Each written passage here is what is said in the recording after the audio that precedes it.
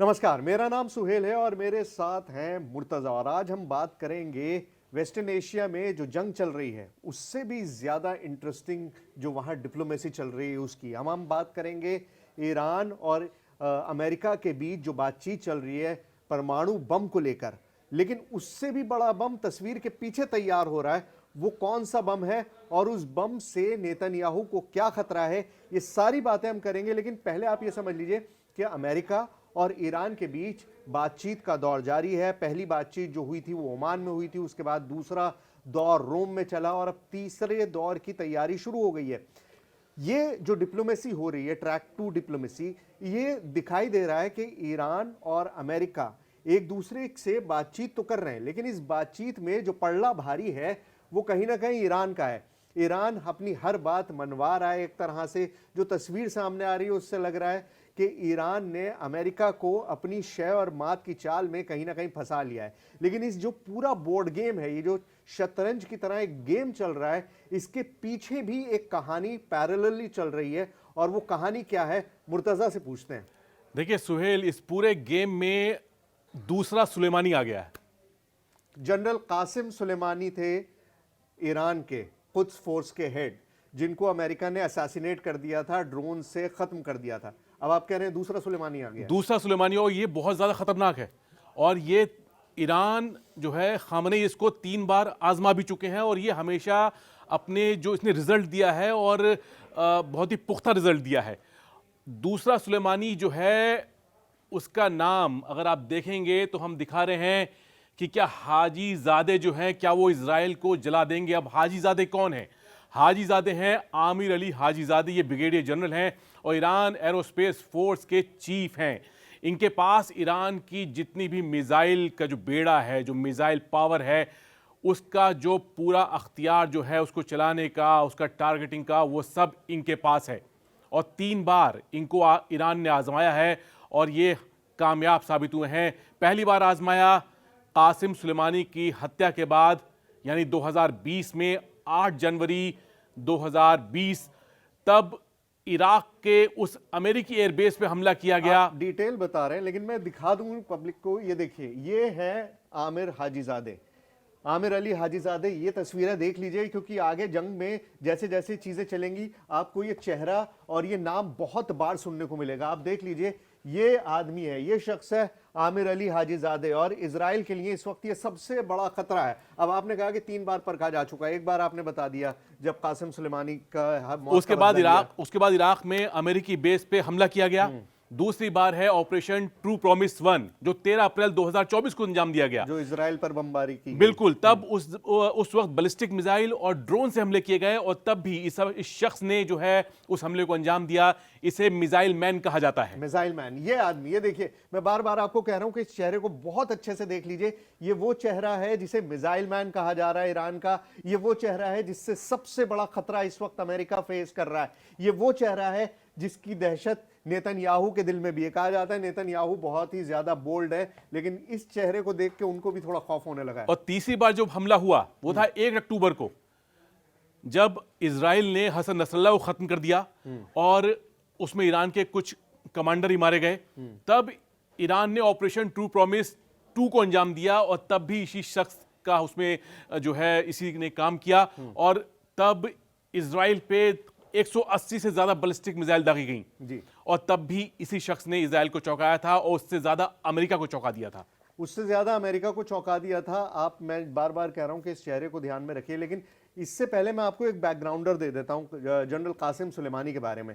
General Qasem Sulemani एक ऐसा नाम था जिसने ईरान की पावर को पूरे वेस्टर्न एशिया में प्रोजेक्ट किया। ये आज जो आप प्रॉक्सीज देख रहे हैं, यमन देख रहे हैं, सीरिया में हिजबुल्ला लेबनान में हिजबुल्ला देख रहे हैं, सीरिया में उनके प्रॉक्सीज देख रहे हैं, ये सारे उस आदमी की मेहनत थी। और इसीलिए अमेरिका ने अपना सबसे बड़ा दुश्मन मानता था जनरल कासिम सुलेमानी ने ISIS को खत्म किया है सीरिया में, इराक में। जब पुतिन को तैयार करना था कि भाई ISIS के खिलाफ हवाई ऑपरेशन करना है, तब इस शख्स कासिम सुलेमानी जो थे तब वो मॉस्को गए थे और बताया जाता है उन्होंने पुतिन को राजी किया कि आप एयर पावर इस्तेमाल कीजिए, हम जमीन पे लड़ेंगे और इस तरह ISIS को खत्म करेंगे। तो कासिम सुलेमानी को अमेरिका ने खत्म कर दिया, लेकिन अब अमेरिका के लिए नया दुश्मन तैयार है। अब देखिए, दो लोगों के बीच ये जंग हो गई है। एक तरफ अमेरिकन कमांडर हैं और एक तरफ ईरान के brigadier general Amir Ali Hajizadeh हैं, और दूसरी तरफ है general Michael Kurilla. General Michael Kurilla के बारे में आपको मुर्तजा बताएंगे, लेकिन आप इनकी पर्सनालिटी से ये समझ गए होंगे कि जबरदस्त रौबदार पर्सनालिटी है। क्या करते हैं जनरल माइकल देखिए, ये कुरिल्ला? सेंट्रल कमांड के चीफ हैं। सेंट्रल कमांड वो इलाका है जो पश्चिम एशिया है। आप इजिप्ट से लेकर आप ईरान, पाकिस्तान और जो भारत के आसपास का इलाका है, वो सब ये शख्स देखता है अमेरिका की तरफ से। अब इस शख्स के पास इस टाइम जो है, अमेरिका जो भी लड़ाई लड़ रहा है ईरान, यमन के आसपास, उसमें इस जनरल का ऑर्डर चल रहा है और सीधे ट्रंप जो है इन्हीं के जरिए अपने मिशन को अंजाम दे रहे तो हैं। देखिए, हमें तो ट्रंप नजर आते हैं, हम और आप जब टेलीविजन पे देखते हैं तो हमें ऑर्डर देते हुए ट्रंप नजर आते हैं, लेकिन असल में ट्रंप डायरेक्ट अपने फोर्सेस को ऑर्डर नहीं देते। डायरेक्ट फोर्सेस को जो आदमी ऑर्डर देता है कि क्या करना है, वो ये है जनरल माइकल कुरिल्ला। अगर अमेरिका अपने जो जहाज हैं, जो जंगी बेड़े हैं, उनसे कोई बम गिराता है, अगर यमन पे हमला करता है, अगर हिजबुल्लाह पे कोई अटैक करता है, या ईरान के लिए जिस तरह की तैयारी की जा रही है, वो सारे ऑर्डर्स आते हैं फ्रॉम दिस पर्सन। आप ये चेहरा देखिए जनरल माइकल कुरिल्ला का। ये आदमी है जिसके हाथ में हम कह सकते हैं कि वहां पर जितने भी अमेरिकी फौजी मौजूद हैं, हथियार मौजूद हैं, बेड़े मौजूद हैं, अंडर 1 पर्सन। 50,000 से ज़्यादा फौज जो है इस वक्त पूरे पश्चिम एशिया में वो अमेरिका की है, और इसको चैलेंज देने वाला कौन है?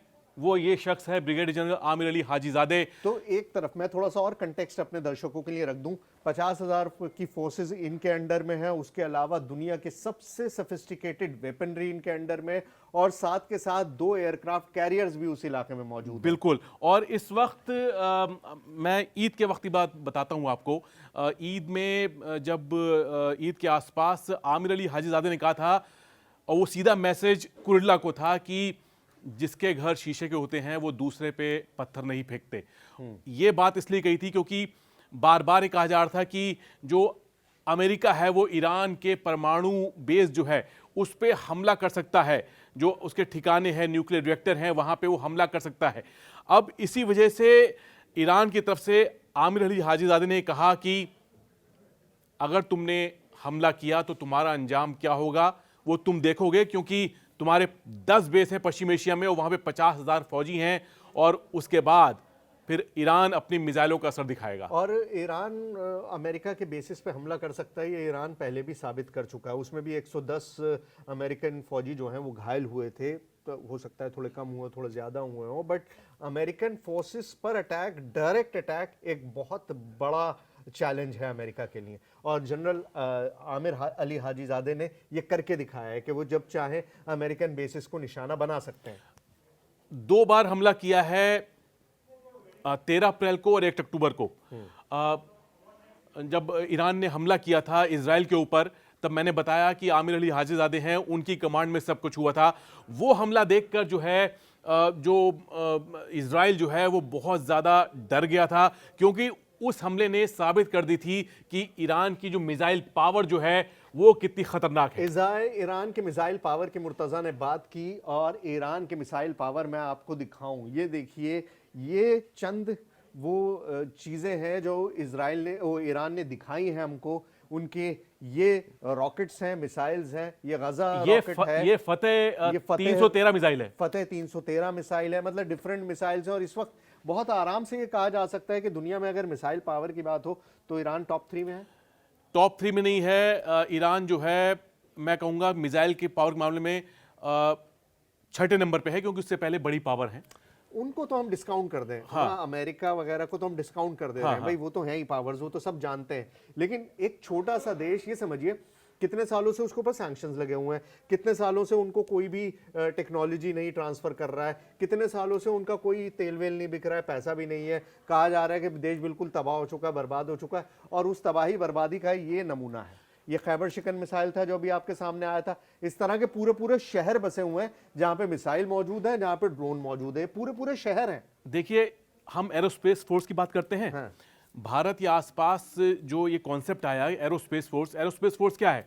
एयर फोर्स प्लस आपकी स्पेस में आप जिस तरह के हथियार डिप्लॉय करते हैं, मतलब मिसाइल्स, ड्रोन्स हैं। बिल्कुल।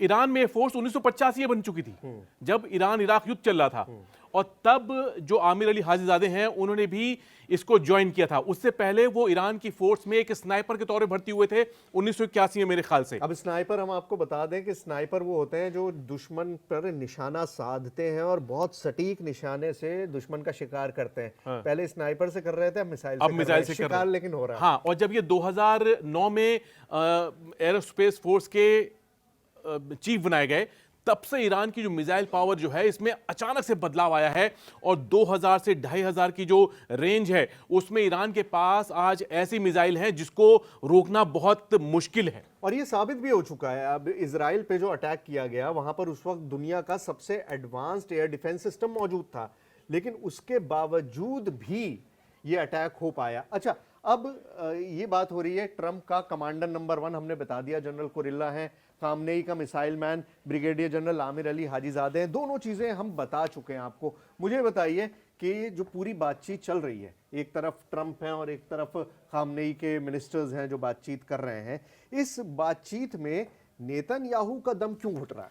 देखिए, नेतन्याहू का दम इसलिए घुट रहा है कि 2015 के बाद से उन्होंने अमेरिका पे प्रेशर डालना शुरू किया कि ईरान को हल्के में ना लीजिए, वो बम बना रहा है। 2018 में जब ये बातचीत कैंसिल हुई, JCPOA से जब अमेरिका ने अपना हाथ खींच लिया, तब ईरान के पास इतनी ताकत नहीं थी कि वो बम बनाए, लेकिन उसने अब जो है यूरेनियम का जो संवर्धन है वो 60% तक कर लिया है। ये IAEA की रिपोर्ट है।